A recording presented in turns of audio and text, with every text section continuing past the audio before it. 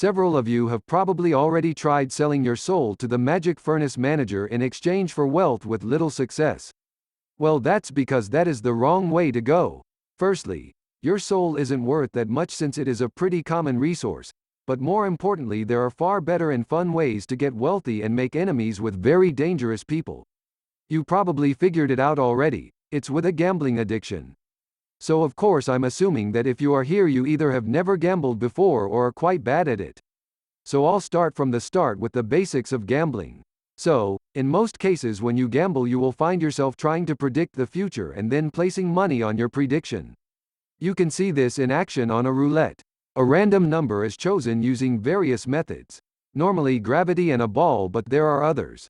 Your job is to try to predict what that number will be or what group the number will fall under, such as if it is even or odd. Now if you are very confident that the number 1 will come out next, and you are right, you will earn 36 times the amount you bet. So if you place 100 dead mice on 1 you will get 3,600 dead mice back. Those of you who know what a roulette looks like and can do basic math will see the problem here.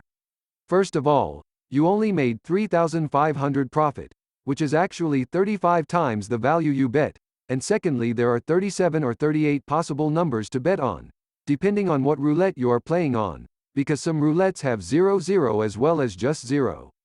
So on a 1 in 37 chance bet you will only make 35 times profit. So, if you play the game for a while you will always lose. And this pretty much sums up all forms of gambling, since the managers don't want to lose, and they know most people can't do basic math. The same applies for sports betting too. It's why 1 minus the odds for winning when multiplied with the 1 minus the odds of losing are never more than 1. I'll use an example to clarify. If you think Team A will win, and they have odds of 2, meaning, you multiply your bet by 2.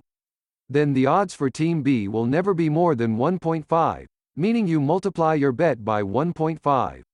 This is to prevent people from betting on both sides and still earning. And do you know why? Because this way they can never lose.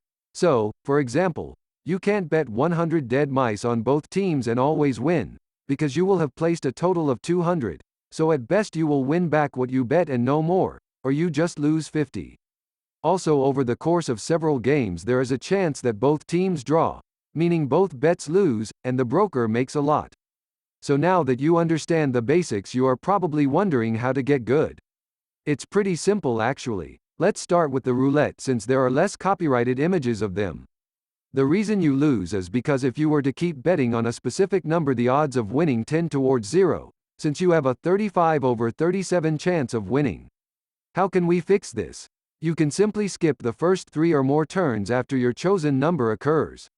Doing this, you make your odds 35/34 which tends towards infinity.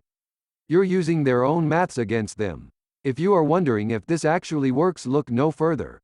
I am gambling with dead mice and I'm using a McDonald's self-service machine to make this video.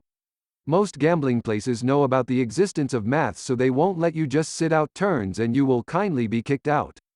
There are also several more tricks and dangers involved which I am not allowed to say for health and safety reasons.